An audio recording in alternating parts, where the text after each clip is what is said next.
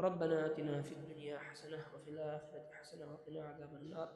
زمون دي ملک یو عظیم علمی روحانی شخصیت حضرت مولانا پیر ذوالفقار احمد نقشبندی رحمه الله په حق رسیدلی د امت مسلمه یو عظیم شخصیت و ډېر لوی خدمات دی په ټوله دنیا د ټول عالم په سطحه باندې د خلکو د اصلاح او د هدایت لپاره دغه سعی او کوششونه دعا ورته وکړي الله رب کائنات ورته مغفرت کامله عاجله نصیب کړي. الله رب کائنات دغه فیض دغه خیر دغه برکت الله تبارک وتعالی دغه په اولاد دغه متعلقینو باندې کړي. دغه اولیاء الله چې کله دنیا نه رخصتېږي نو په دنیا کې فتنې او فسادونه زیاتېږي. الله رب کائنات د هر قسمه فتنه او فساد نه زموږ حفاظت وفرمایي. څومره اولیاء الله دی علما دی صلحا دی نیکان دی بزرګان خلک دی الله رب کائنات د ټولو محافظ او ته نگهبان شي. حضرت پیر ذوالفقار احمد نقشبندي صاحب ته مغفرت کامله عاجله نصیب وفرمایي. دغه درجات بلند کړي جنت الفردوس کې اعلی مقام ورته نصیب کړي.